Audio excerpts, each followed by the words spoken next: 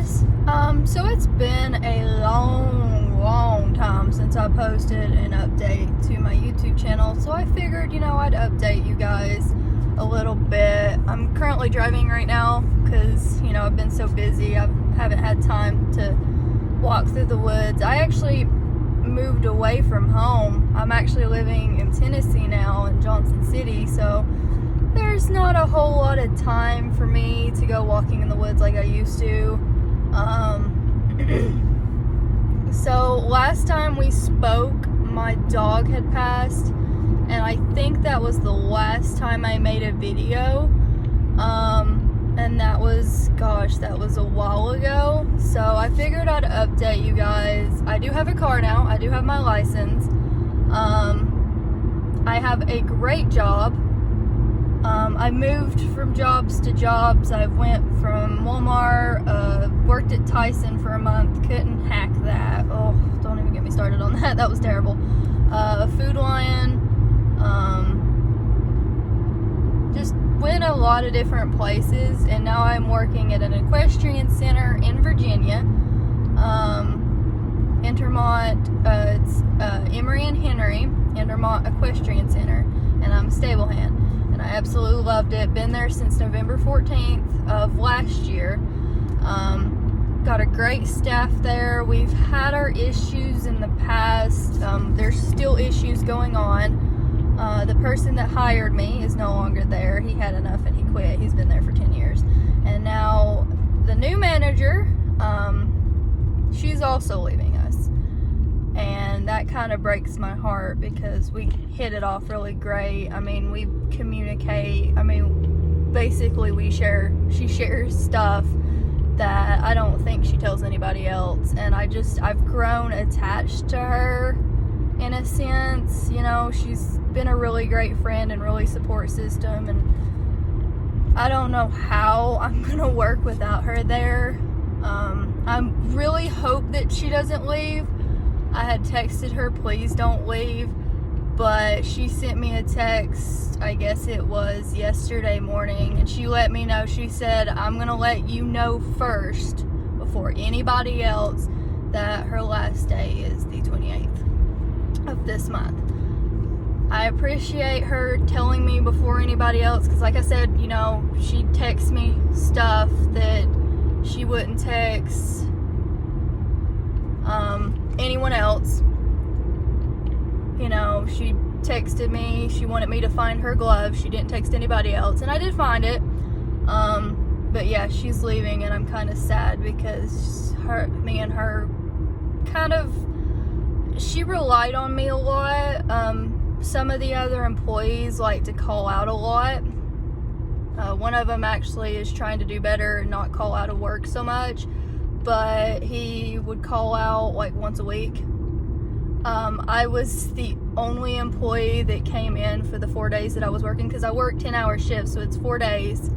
I work from 7 in the morning till about 6 in the afternoon, Friday, Saturday, Sunday, and Monday.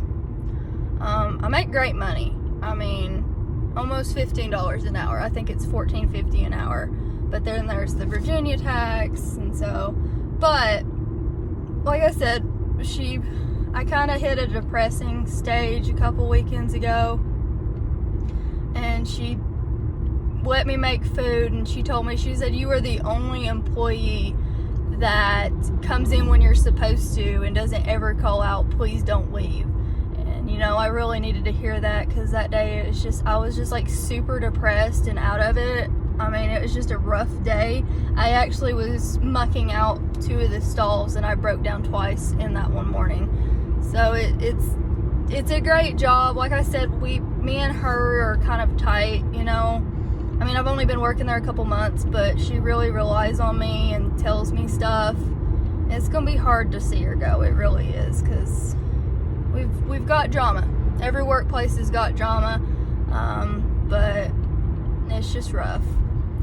And me and my boyfriend are great. We have our issues, but we're trying to work through them. But if not, no harm, no foul. Let's see what else. After my dog died, I kind of quit writing stories. She was my whole world, you know, when I didn't have a car and couldn't go anywhere and couldn't see my friends. She made my day. I would be so excited to get home, see her happy face and her wagging tail, you know, and now she's not there, and she was a big part of my heart, you know. When we first got her, I was still in elementary school, but I remember in middle school, we just grew a really tight bond, you know. We grew up together, so, you know, she was young, I was young, we grew up, and she went everywhere with me. If I had a car, she'd be in the car, but I didn't have a car, so we'd go walking, she'd go hiking with me. You saw her in my previous videos, and she'd run off for a little bit, but she always came back to me, even if Dolly kind of wandered off and then went home, because, you know, Dolly in her old age, she can't go on those long hikes as she used to. Patty would wander off too, but she would always come back. Always. She would always find me. I don't know how, but I guess dogs have a great sense about that kind of stuff, you know. I do regret, I will admit, I abused her, and I regret it all, because when I got mad, she's what I took my anger out on, and I really regret doing that to her.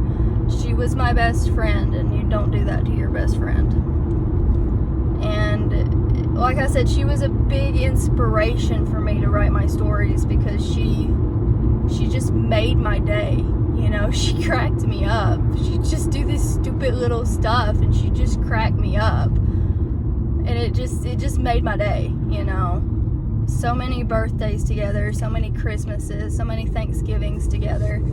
And that weekend that she got sick, I mean, she overworked her heart, because she went after a groundhog or a gopher, whatever. I can't remember what exactly my dad said she went after, but she got too excited and overworked her heart. I mean, she was already overfed, which was my fault. I completely overfed her on Pop-Tarts and marshmallows and everything else. But she overworked her heart, and she just went down. And it was rough to come home and to see her in that state, and for my dad to tell me that.